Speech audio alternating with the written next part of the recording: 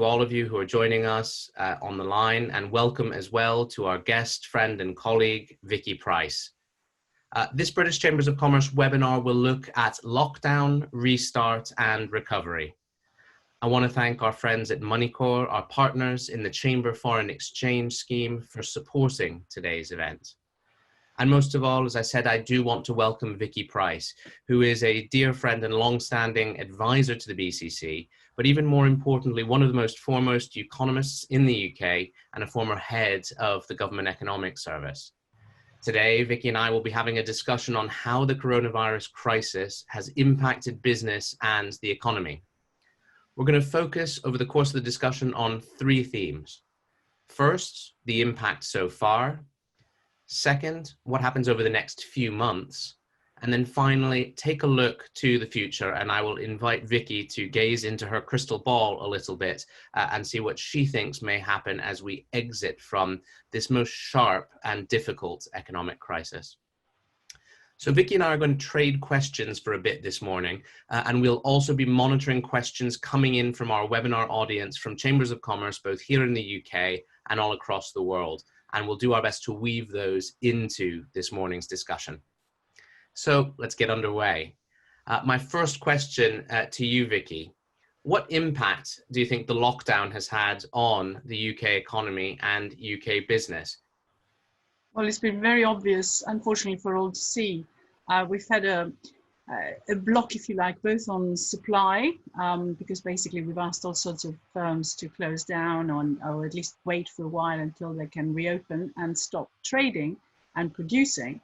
And we've also stopped demand by closing those places, of course, but also expecting people to stay at home a lot more. And those who can't go to, have to go to work on public transport and so on, have to carry on doing it if they have absolutely no other way of doing their work. But a very large percentage of workers are either working from home or are not really working at all because they're being followed. And there's also been quite a big increase in the number of people who are unemployed, which means that basically demand is also falling. So we've been hit by two things, both a supply shock and a demand shock. And that, of course, has put huge strain on the economy. The expectations are for this quarter, we'll see a decline of perhaps 35%. Already the economy is operating at 30% below where it was on average during 2019. So it is a big shock without any doubt. And we're not alone, of course. That's been happening across the world, which means that whole sections of manufacturing and so on cannot really export their goods because demand has dropped very significantly internationally. So it's one of those shocks which for the moment feels like it's worse than the financial crisis. We were all there at the time. I was working for the government then. And it looks like it's going to be worse even than the Great Depression back in the early 20th century. Okay, well, now, Vicky, obviously we're seeing that 35% fall in the economy overall, but clearly some sectors are being hit more than others by this. In our work at the British Chambers of Commerce, we're seeing the B2C, business to consumer sector of the economy hit perhaps the hardest. That's the impact we're picking up most so far.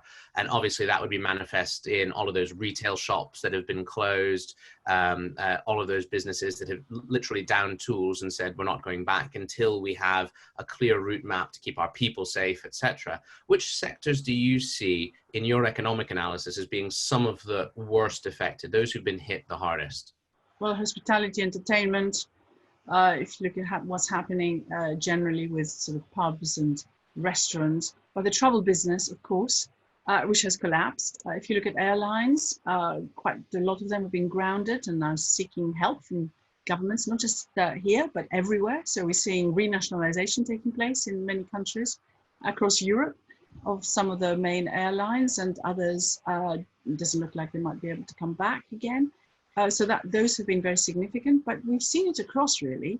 We forget that manufacturing is so dependent on exports, so dependent on people being able to go and do the work. And of course, because of social distancing measures, they have generally stopped. Some are talking about sort of thinking about a phased start again to their operations, but there is a serious concerns that various regions are going to be very badly affected because they're so dependent on manufacturing, and that may take quite some time to pick up. It's interesting when you look at other countries again. Italy is desperate to get its manufacturing sector working, even though they had this very draconian rules. The way they're opening up is encouraging, in fact, car production and other manufacturing sectors to start first, because they are aware that without that, their economy will do very badly. Construction has suffered, of course, quite significantly. Again, the rules there have been a little bit confusing. What we're finding now is that there have been better guidelines that the industry is using, and some construction, some building works are beginning to happen. But again, obviously, they're very concerned about how to do it in a way that doesn't endanger the health of people. But as you mentioned, some sectors are doing quite well. If you're in the pharmaceutical industry, for example, in IT, I mean, here we are using this extraordinary system, and there are many others. Obviously, demand for all these things have gone up. Public health more generally, and of course, anyone who works in the public sector, where they've been recruiting very large numbers of people. So there is a bit of a them and us situation, if you like. Those who can work from home are doing okay. Those who have depended on the gig economy and doing lots of casual work, many people, of course, have been in that part of the labour market in the last few years. They have been suffering the most. It feels a bit like we've got an economy in three pieces. A third of the economy that's able to operate more or less as normal because businesses are able to be flexible and don't have to shut down any of their operations. Another third of the economy which is operating with some difficulty and some reduced capacity. And then a final third where quite literally nothing is happening because it's had to shut down entirely. Now, all of that leads us to question what happens, when we come out of the lockdown itself. The Office for Budget Responsibility here in the UK predicted a pretty fast bounce back, what you economists would call a V-shaped recovery rather than anything else. What do you think of that OBR prediction? Do you think that a V-shaped bounce back is likely based on the data that you're seeing? The OBR figures, which came out revised after the budget. I mean, the budget now of March the 11th seems such a long time. It was an eternity ago, wasn't it? Previous century, basically. Yeah. And of course, the Chancellor said to come back with a lot more, almost on a daily basis. And I'd like to ask you, whether you think that's been enough, and the response has been good. So the expectation of the OBR, it's not actually an expectation, it's not a forecast. It's based entirely on the assumption that the lockdown eases at the end of this quarter. So we don't have another 3 months. So they're assuming practically full return to work. On that basis, they have quite a substantial recovery, a V-shaped recovery taking place. It does not mean that the government doesn't need to borrow huge amounts more, which it does, and that we're going to have debt, which is considerably higher, and we'll have to live with it for years to come. But nevertheless, we have a recovery, and unemployment, though it rises very significantly to over 10%, then starts coming down. So it doesn't look horrendous. We have a deficit of about possibly 14% of GDP for a bit, and then it starts coming down again. But of course, it may not happen like that at all. The lockdown may ease, but may be very gradual, in which case we're not going to see anything like that happening. We're probably going to see more of a, since you mentioned a V, more of a U. Some people are worried that actually it might be an L. In other words, we drop very substantially and then nothing happens for a while. But I suspect something will happen, because once you drop so fast, even if you have a little bit of an improvement, it's quite a big percentage change that takes place. So a V-shaped recovery, a U-shaped recovery, an L-shaped recovery. Let me add another one into the mix, if I may. What about a W shape? I.e. things do bounce back relatively quickly, but because we're still dealing with the consequences of a virus which may reappear at any time, there could be a further lockdown in future and the need to bring back some of the harshest measures that have the biggest impact on the economy. Do you see that as a possibility as well? I think that's the main fear, that we will have a resurgence of the virus. And then we'll have to have another lockdown. So people are worried about what may happen in the autumn. That's why I don't think, and nobody really believes, that there's going to be a complete easing. In other words, that lockdown sort of finishes. I think there's still going to be measures there to ensure that that doesn't happen, but it is absolutely a possibility. But it's extraordinary when you look at some countries like New Zealand doesn't have any new cases, so no cases it seems anymore, Let's and come they've on opened to up, which is extraordinary. let's come on to those global economies where things have been a little bit more successful. You mentioned New Zealand. You also have the case of South Korea or Taiwan, where they seem to have done a good job with this. Again, countries like Denmark, closer to home, who seem to have had a relatively good response to the crisis. Which countries do you see as the bright spots, and which ones do you see as the black spots so far in this process? Well, the one you mentioned, of course, have done quite well. There is a debate in the Scandinavian countries about whether the Swedish model is better than perhaps the others, where they kept things open more or less as they were, but keeping social distancing as well. We don't actually know whether we're measuring the right things. In some countries, they're measuring all care homes and private clinics and so on quite well. In others, they don't. So we had data from China that we don't necessarily trust completely, where suddenly the numbers in Wuhan seem to be hugely higher, if not double what they were before, which are now being announced. So we just don't know which ones are good. But the ones that have really succeeded reasonably well are the ones that had a very substantial lockdown very early on. And that also includes, strangely enough, the country I know quite well, which is Greece, which in the interest of preserving some sort of tourist trade at some point, if they could, had a very massive lockdown very early on and have very, very few cases. What I worry about is the extent to which those countries, in order to avoid the W shape that you mentioned, will really open up travel and tourism. And so whether we're going to see this movement of people taking place, or whether they're going to be very, very careful about borders and also trade. Trade is forecast to drop very significantly this quarter. The WTO seems to think that that will fall from anything between 20 and 35% this quarter. And if that is the case, then that seriously undermines the prospects of a global recovery. And we as an open country really depend very heavily on being able to export and trade. And that is a serious concern if it only comes back very slowly. And the world forecasts are for a drop, which is practically unheard of 3% in GDP this year, and a bounce back afterwards, but again dependent on all those conditions which are similar to what we've been discussing about the UK. Thank you, Vicky. I've asked you a few questions. I think it's your turn to fire some back in the opposite direction, so I'll hand over to you.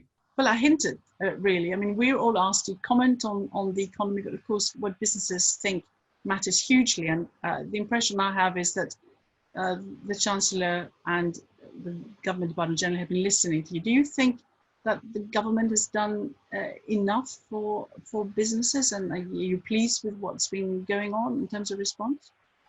I think the government has done one thing that is positive and that is hugely important, which is that it is listening continuously and iterating the support that it's put on the table all the time.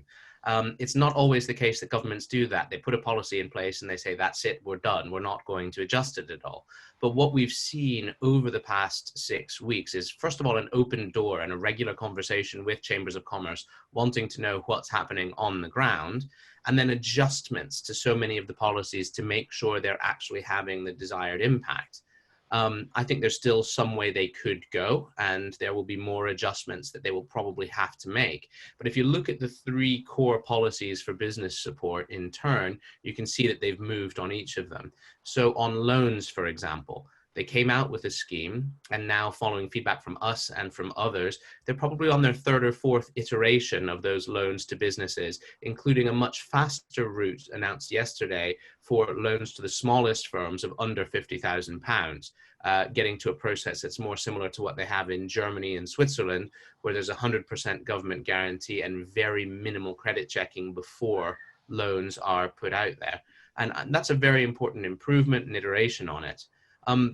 But of course, that's still a loan. And there are many companies out there right now that do not want to take on debt at all because they do not see where their future revenue streams are coming from.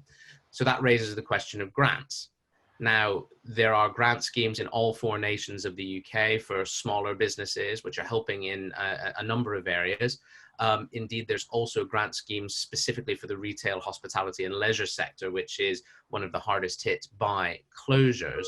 I suppose one question we have is whether those grant schemes ultimately will have to be extended to provide support to more SMEs in a way that doesn't prevent them from actually accessing it. Because if a huge proportion of businesses are saying to us, I can't take on a loan, they may fail unless they are given some form of additional support, and with it go people's livelihoods and employment. Then there's the furlough scheme, the job retention scheme as it's known formally. And I have to say, I think this is the star piece of the equation so far. Our data suggests that nearly 3/4 of businesses are making some use of it in some way, shape or form, whether furloughing one or most of their workforce, depending on their type of business and the sector that they're in. And crucially, the application process so far is going smoothly for most, and payments are already starting to be made just 6 days after the first applications went in.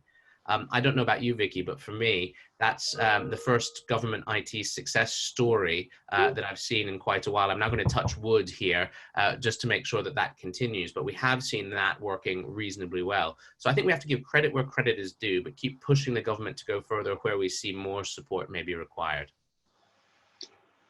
You did mention, actually, I heard you this morning on the Today program, the importance of grants and firms really not perhaps wanting to be over indebted. But of course, there's going to be an issue as to what happens when we come out of this. Do you think that the government has thought sufficiently, putting all the schemes together on the exit strategy and how it will support firms as we come out of this? Because obviously a lot will need to rebuild and perhaps start hiring people back again. We're hearing, and I'm hearing certainly, that in fact quite a lot of firms that have workers on the furlough scheme intend to just make them redundant, or a large percentage of them.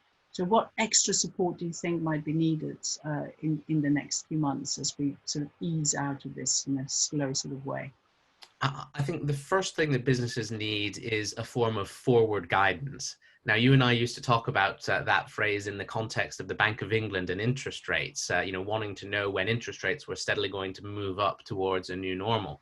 But given that's unlikely to happen at any point in the near future, I'm going to appropriate the phrase forward guidance and use it to refer to how we gradually reopen the economy and how much information businesses have so that they can plan appropriately in order to get back up to full strength.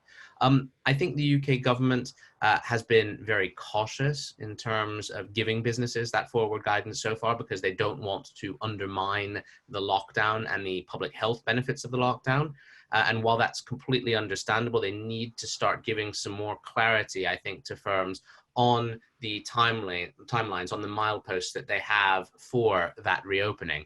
I'd expect we'll start to see that over the next few days.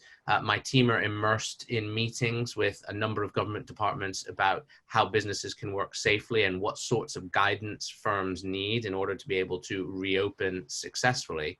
But I do think, like you, it's going to be a relatively long process. And what that means is that the support schemes that have been put in place for business are also going to have to stick around for a while. There are too many people who say, oh, well, if we reopen the economy by the end of June, then the support scheme should come to an end at the end of June. And that would absolutely be the wrong approach, because you would then see mass insolvencies and mass redundancies. We're going to have to find a way to gradually unwind these support schemes over time, in particular the furlough scheme. And that's going to require additional flexibility, I think, from the UK government. Oh, well, indeed. And what we've been hearing as well from various businesses, and again, various sectors come and publicly say that they're going to need extra support for a period of time, is also an understanding that there's going to be costs involved in getting back to business. So even if they're going to be following those guidelines, it's not going to be easy for them. And also, of course, it will restrict trade to a significant extent. So when we talk about extra support, what type do you think? Are you talking about, from your point of view, extending the schemes for even longer because they've already been extended? That, of course, will cost a lot more. Is that the idea? And also thinking a little bit more about repayment of loans, perhaps a bit longer, or perhaps writing some off, being a little bit more adventurous in this. Is that the type of stuff that you had in mind? Yeah, I mean, I think there's going to have to be a mixture of both. First of all, the schemes are going to have to be extended in their current form because not every business that has its staff on furlough is going to suddenly be able to magically reopen on the 1st of July in its entirety. So there would have to be a taper off of that scheme over a period of time. Huge numbers of businesses have got in touch with us to say, well, I'd like someone to be able to work 50% of the time and be on furlough 50% of the time, for example. Or we could look to the model they have in the Republic of Ireland, where there's a wage subsidy scheme in place and people are able to stay in work if it is safe to do so. So that kind of iteration, definitely going to have to see that happen. You mentioned the question of writing off some of these loans, and I can see from Martin Dupuy, there's a question about precisely that's arisen on the question and answer session. I think inevitably that some of the loans, both in the Sybil's scheme and in the new bounce back loan scheme, inevitably some of those loans may have to be written off over time. And the rationale for doing that would be it's a price that you'd have to pay in order to preserve employment, preserve people's well-being, and actually then preserve their health as well, because the costs of unemployment, scarring, and ill health would probably be greater over the long run than the costs of writing off some of those loans. So I think we'll be talking about a number of these schemes, not just for a few months, but for a year or more to come in some way, shape, or form. They're just going to keep on changing. Well, there's one question I would like to ask you, because obviously, as an economist, I'm a little bit worried about what will happen to productivity and growth in the long term. If these policies are not in place by the time we start reopening, do you think this is going to be a big issue about investment? Are companies going to be considerably more worried about committing anything for the longer term, or is it going to be mostly survival that everyone will be focusing on? Well, I think that with these schemes in place, companies will be able to devote some of their attention to potential investments. The question I've got at the moment is, companies in Britain of all sizes have been sat on a reasonable amount of cash over recent years. You and I, in better times, we're always talking about how do we get them off of those cash piles and get them investing in their productivity, get them investing in their future profitability. Now the question is how much of those cash piles will still remain after this, because many companies, of course, have been having to raid those reserves in order to keep their operations going, in order to pay their people, etc. I think without government support, we would see a further collapse in business investment. And ultimately, given that this is a moment when we want to make significant changes to our economy, because you never want to waste a good crisis, what you need to do is make sure that investment is actually something companies want to do. So withdrawing the support too early would, I think, be fatal to that. So again, that is an important consideration. But does that also mean that there have to be special tax measures put in place, possibly to encourage investment in the future? So is that sort of thing that you'd be lobbying for?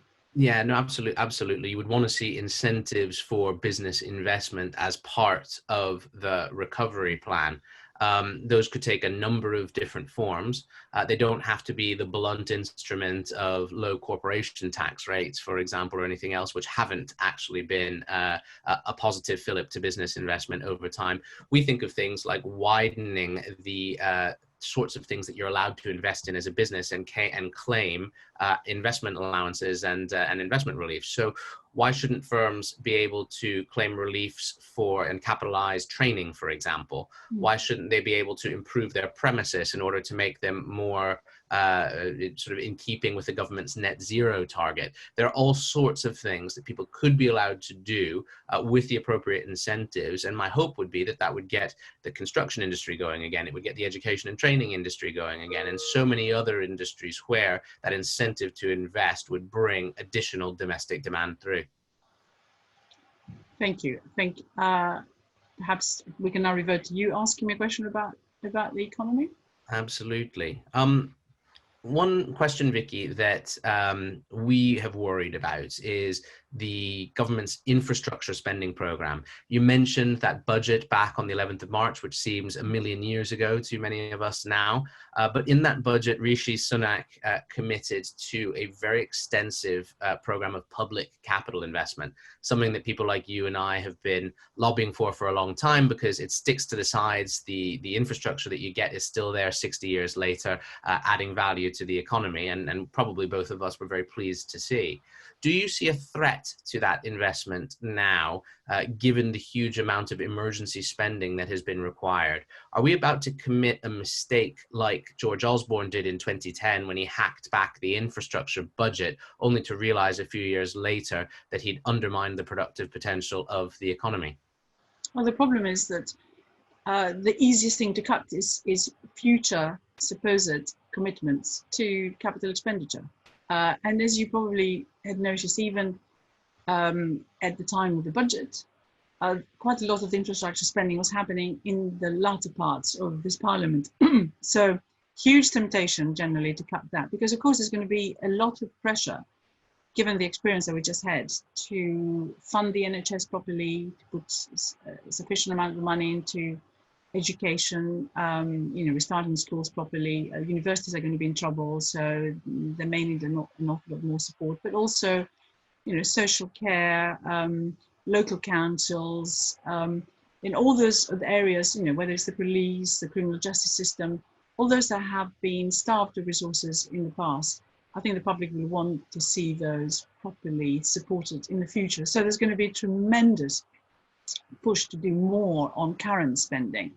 It's so easy to cut capital spending, as I said, and we saw that with Osborne. We probably saw it even before. Even if there hadn't been a change of government, we probably would have had similar reactions from Labour as well, because basically there was a need to get things back under control, but perhaps not as rapidly as we've seen, which caused huge harm to the economy. So I do worry that when they look at this again, of course, the markets are still prepared to lend quite a lot and quite cheaply to the UK, but there has to be a plan to get back to some sort of normality, even though that normality may mean a higher debt to GDP ratio for a very long period of time, which the markets will accept. But I think we're agreeing here, Vicky, that it shouldn't be at the cost of making those investments in the future infrastructure that the UK needs, that we've got to proceed with some of that infrastructure, whether it's rail improvements, the energy grid, the broadband networks that we're all testing to destruction at the moment whilst working from home. That sort of investment has got to continue, doesn't it? Even as we try to proceed back to a new normal. I agree entirely. It has a very big multiplier. I think it is going to be government spending that's going to sustain the economy for some time to come. In reality, incomes will have been reduced very significantly during this period of huge uncertainty. A lot of people losing jobs, and also even if they keep them, actually being paid a lot less. So there isn't going to be that money around. Something needs to give, and I'm afraid it's going to have to be government with extra incentives, of course, for businesses to start again. But even if we look at what was going on just before we got into this position, in the last quarter of 2019, where we had stagnant growth, which now looks good by comparison to what we're going to see now, it was government spending that kept it from falling. Otherwise, all other sectors of the economy were declining. So, and there is no other way of getting that money to be used in a productive way, but spending it on infrastructure. And the regions need it hugely. And we're all worrying about this levelling up. The reality is that a number of regions will have been particularly badly hit. We talk about London, of course, but if you look at manufacturing centres all across the world, all across the UK, they have been affected by the reduction in demand across the world. And they are probably going to find it much harder to get back to any sort of normality. So if anything, the amount of money that you need to spend and the effort you need to make, whether it's local infrastructure or anything else, which actually leads to an increase in jobs, production, etc., is going to be much greater now than perhaps had been envisaged even at the time of the budget. Yeah, thank you, Vicky. And I think you've just answered David McDonald's question, which was, given the very low cost of money at the moment, is this not the time to invest in large capital projects? I think, David, the answer from both Vicky and myself is a definitive yes.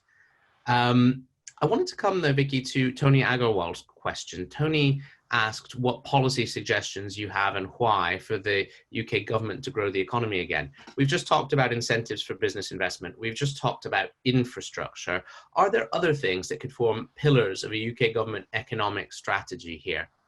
Well, that's a very interesting question, because, of course, everyone is concerned about what would happen to the green economy, any initiatives we had there, since they were supposed to be also leading to innovation, growth, and with it, of course, better productivity in the economy.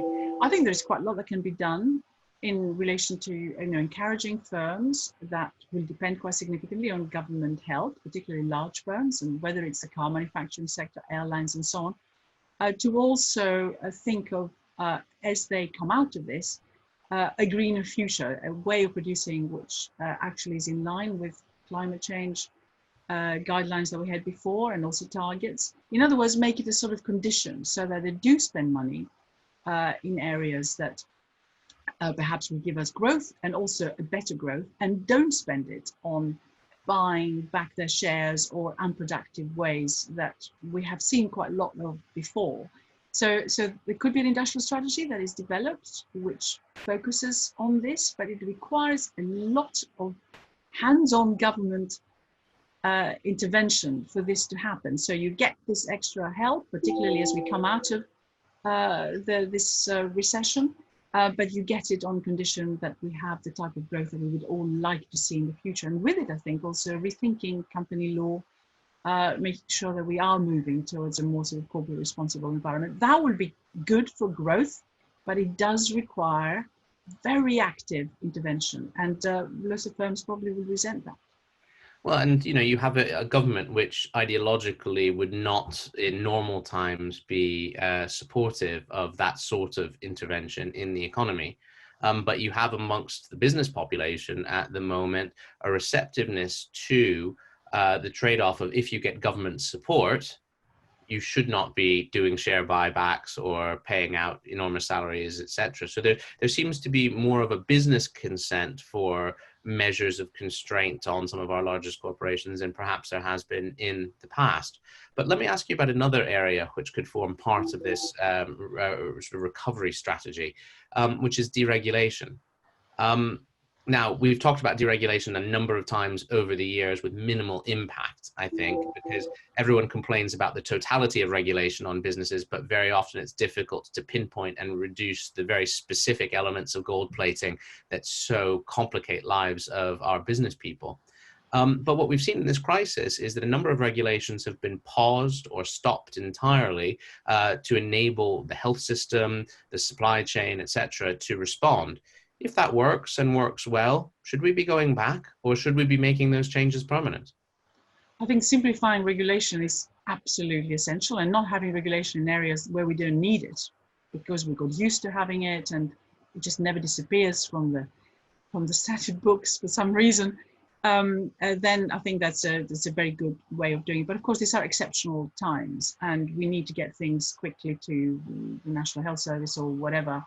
And we need to think which ones are actually important, which are not. But of course, if we're going to be trading internationally, and I'm pretty certain that some regulations have been eased in loads of different countries, but then they'll be thinking again the same as we will be thinking, which ones do we still need to keep? But we do need to have regulations that are accepted across and allow us to trade easily with the rest of the world. And of course, Europe still matters, and matters significantly. So we have to just watch it. But there are so many regulations that we have which are just internal, and where perhaps we can rethink. But of course, there is a worry with this. Some of the areas that we've been pushing, that includes, of course, the climate change one, for example, are concerned about plastics. We're now seeing that actually quite a large part of what the plastics production does is pretty good for us. So let's just make sure we do the right things there. But also, in terms of equality, what we've seen is that women are particularly affected right now by this slowdown.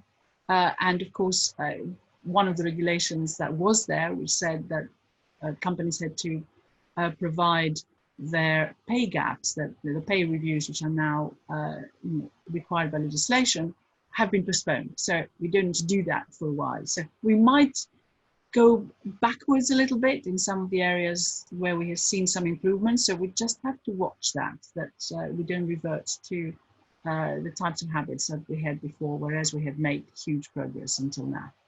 Thank you.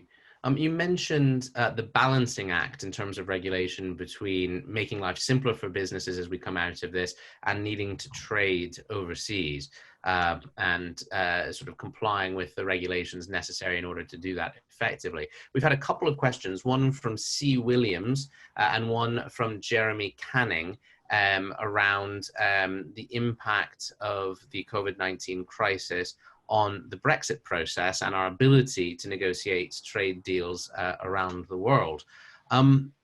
Do you see a result of what's been going on in recent months being a shortening of UK supply chains or changes in UK supply chains to make them more resilient, particularly because a number of businesses have found actually that sourcing things from faraway markets is making life more difficult from them, and in all likelihood, international trade will continue to face some disruption over the months ahead? There has been a general trend. There's rethinking. But of course, it takes quite some time to unwind all the arrangements that have been made. And of course, in the meantime, there could be supply shortages, as we've seen. And when the car manufacturing sector starts again, it will be interesting to see there what types of shortages there may be. So everyone is rethinking this offshoring, onshoring, balancing act that they need to do. And of course, depending on bits of the world where there could be a crisis and you can't get your supplies in, and therefore you can't in fact produce the final product, is an issue. We don't want to just stop trade and become protectionist. I don't think it's going to be good for anybody, and it may be very, very difficult to onshore quite a lot of areas of production simply because we've lost the expertise. It's going to be very expensive, and it's actually costly to recreate it anyway. But there will be a certain amount of that, and Europe is thinking about that quite seriously as well. So we may be facing a very different type of environment on the Brexit front, and whether the transition period in particular may need to be extended. I mean, the truth is that logistically, some of the trade negotiation agreements we already have that we were going to be rolling over at the end of this year, we haven't actually been able to do with third countries. And they are in the middle of the COVID crisis, so that may be difficult. And of course, Europe has other things to worry about too. But Europe itself is thinking quite seriously of changing competition policy, of supporting European champions in areas so that it isn't so dependent on external changes that may happen that might disrupt production. So we might find that it is actually a different Europe that we will have dealings with, and it's going to make it quite hard for us to be competitive in that environment. If Europe is slightly more protectionist, we may need to think differently, but it may just give us loads of extra challenges, I'm afraid, to deal with. So it's not as simple as, well, let's do a little bit more internally, but it's also what sort of barriers may we be facing in the future, which might in fact be much worse than what we envisage will be the case at the end of this transition period. Yes, well, I mean, because there is, of course, the question of how the UK can be a continued champion of free trade. Mark Goldston has asked, the UK has always been a champion of free trade. How do we respond to increasing protectionism around the world? Now, obviously, as you say, if Europe is looking inward at what it needs to produce for the single market within the group of 27, that leaves us geographically very close by and with significant trade links. But perhaps much further away psychologically and economically than we may have been previously. But equally, are there domestic or other global supply chains that we should be tapping in that respect? Because obviously we're going to have to build trade links where we can, and trade will flow where it can. Well, yes, and that has been the aim, to try and do that. But of course, they're further away, and therefore, if we're going to have supply chains that are not directly with Europe, but from with others, then there is the extra cost involved, and of course the disruption can be even greater if something happens. And we've seen quite a lot of the former colonies, if you like, also being disrupted by the virus. So there's going to be a lot of uncertainty, and I think it may have to depend sector by sector what types of supply chains we may need to develop in the future for greater security. But I would suspect that there will be a certain element of onshoring that does take place. But frankly, the closer one is geographically, and it just shows the importance of Europe, the easier it is to get the supplies. I mean, look what's happening now, all the food that's coming from Europe, which has hardly been disrupted, despite the sort of crisis that we've been going through. And that taps into the question of resilience. I want to come on to a question from Rupert Johnston, Rupert's asked, what's your view on introducing a legislative or regulatory requirement to ensure that businesses put in place effective resilience and continuity strategies to protect themselves, their workforce, and the supply chain in future, brackets, from the next crisis, end brackets? I think that's a very good question from Rupert. Do businesses do enough actually to be resilient? You know, we can talk about this in the context of Brexit. We can talk about it in the context of the epidemic that we're facing right now. But there are lots of shocks out there, and our businesses have gotten leaner and leaner and less resilient over the decades. Do you see things going in the opposite direction now? That's such an interesting question, because my concern has been that, which of course has a lot to do with unemployment, that in order to cover yourself for any future disruption, you're going to try and rely a lot less on people, who are of course the ones likely to be affected by any new pandemic, or maybe the W coming, in other words, having another wave. So there will be certainly, in order to get resilience into the system, an inclination to automate more, cut back on people, reduce the layers.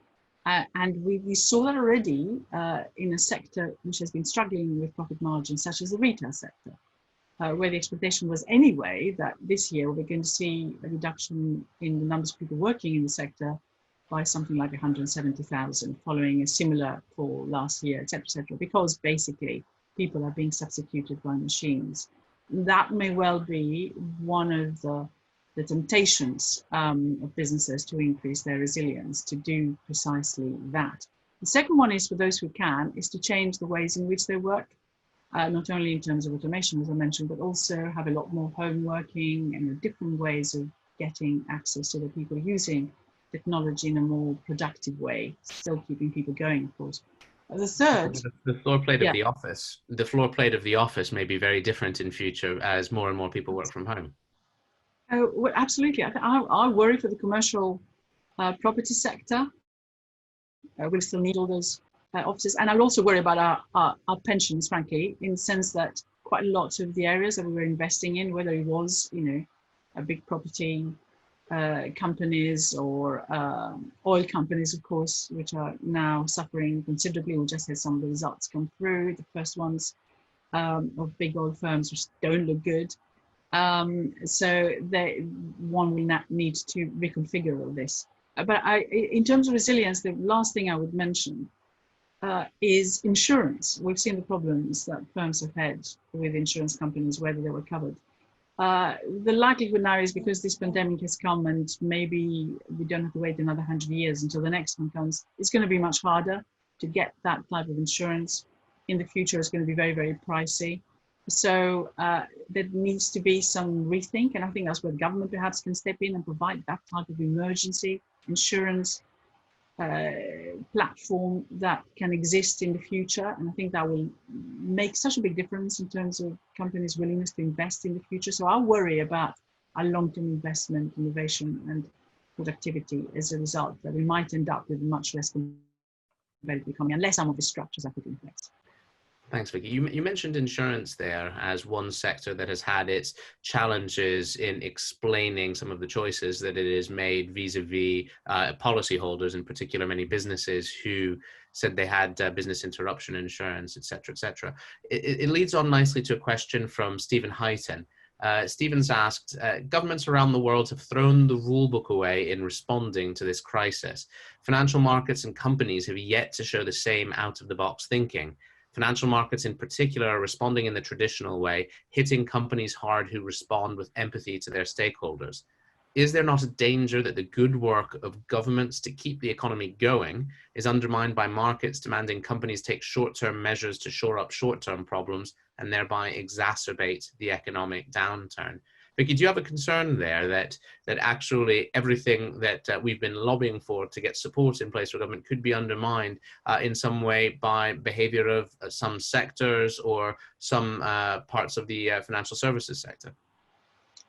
Well, the interesting area is, what will shareholders do in the future? Because remember that some of those shareholders are our pension funds on whom we're going to be depending. So maybe one should think again about what their duties are, or maybe we should all get used to the fact that perhaps the returns aren't going to be as great as they were before, and we just have to move into that new territory, or something else can give. But in reality, if a firm behaves in a more sustainable way, if you like, in a more caring way, all the evidence suggests that they survive for longer and they do better in the longer term as well in terms of returns. So the business case needs to be made very clearly, and I think it needs to be made also by government, that they have different expectations, and those they support have to behave in a certain way, whether it's to do with executive pay, or whether it's to do with, dividend payments and so on.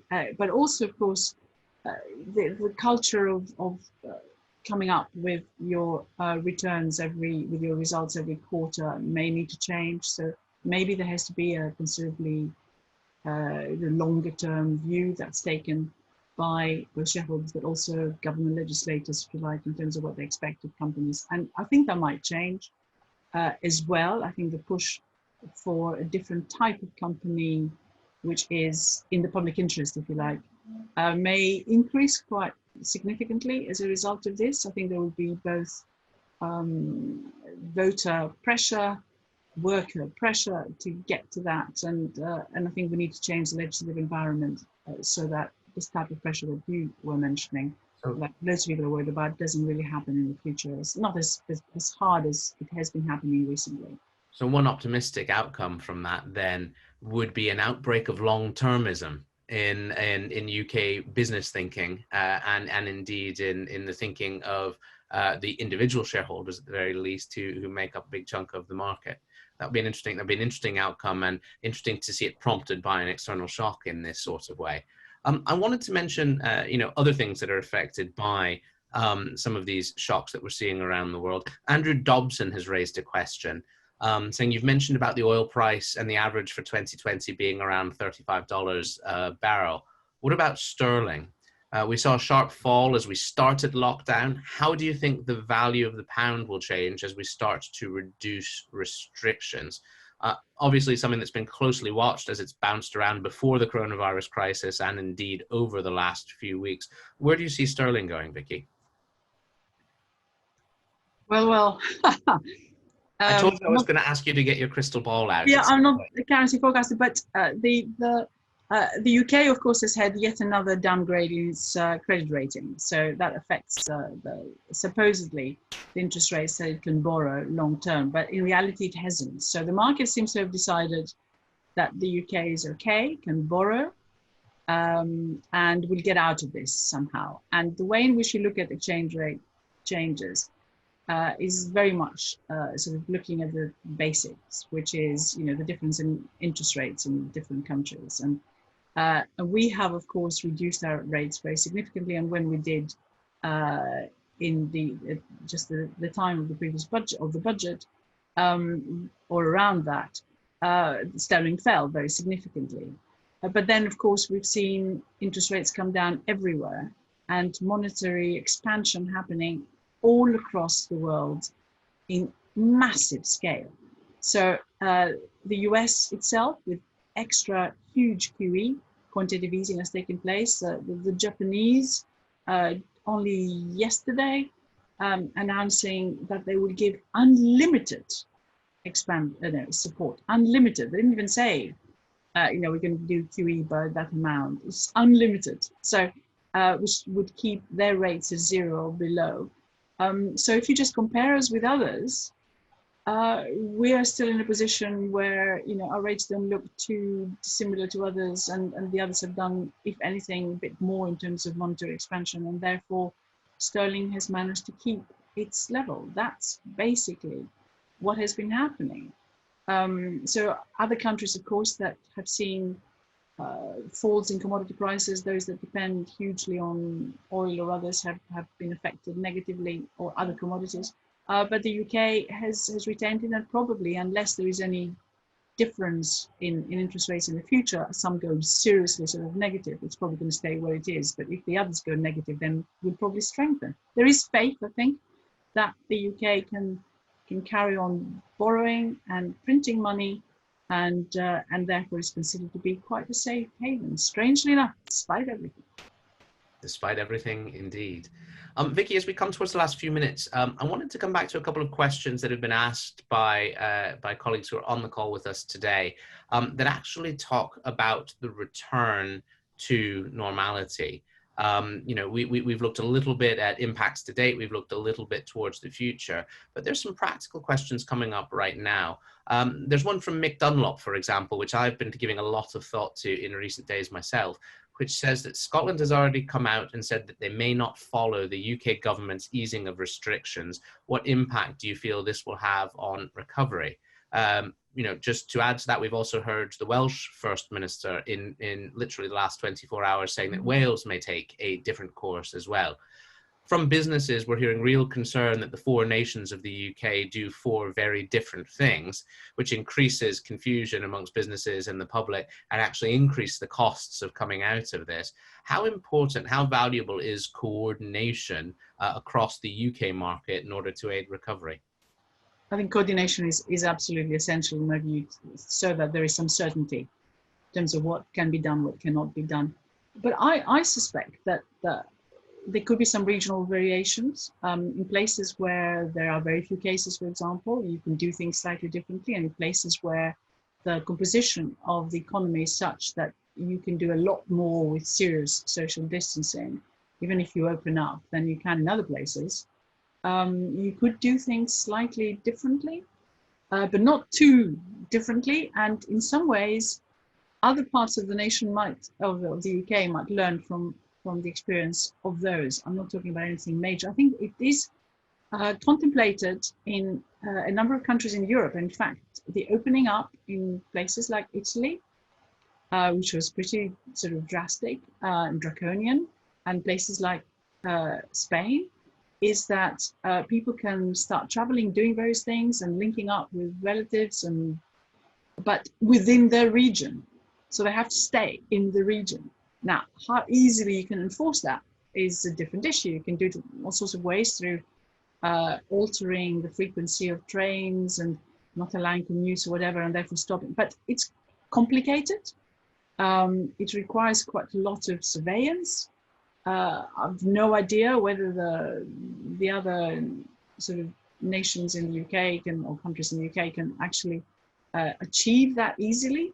But it's not sort of beyond the bounds of possibility that you could have some regional variations, especially in places where there are very few cases, for example, where you can perhaps ease up a bit. I think businesses have said to us that variation because of public health considerations and a judgment that easing is possible is okay. I think what they're worried about is political variation between the nations, ultimately leading to very different courses and possibly to some ill effects. So we'll have to watch the space on that one and see what happens. One final question, Vicky, we were talking just a moment ago about some of the activities that may resume. We have a question from Jose Romanios, who is asking how realistic is a prompt return to group activities, which is such a key part of the economy. He mentions football, restaurants, events, festivals, all of the happy stuff that people like to do, which of course has a very significant and positive impact on GDP. Just for our last question today, do you think it's realistic that we'll be seeing a return to some of these activities over the coming months? I would just guess that those will be the last ones to open up. And we've seen that festivals are now being postponed for the following year, which were due to take place, say, in October. So I think there are assumptions already made that this is not going to be happening. And even in places where they're now allowing, or they have allowed, continue to allow, because like Sweden, events, they wouldn't let events happen with more than 15 people there. So I'm afraid that particular sector would have to wait for a little bit longer. We're just going to have to dance at home, basically, and jump up and down there. I've been hearing, though, this morning about gyms. It's got up rather early this morning. Various places, various gyms seem to think they can open because they're big and they can keep the social distancing. So we might see that some aspects of that leisure, although maybe they consider it to be health business, can do or can get back to normality of some sort faster than others. But overall, I think the sort of festival and fun sector will have to wait for longer. So the fun will have to be had dancing over Zoom, as you say, Vicky. Two final very short questions from me. These are for one-word answers, if I may. Question number one, and this should be expressed as a percentage number, please. What do you think the hit to UK GDP will be this year?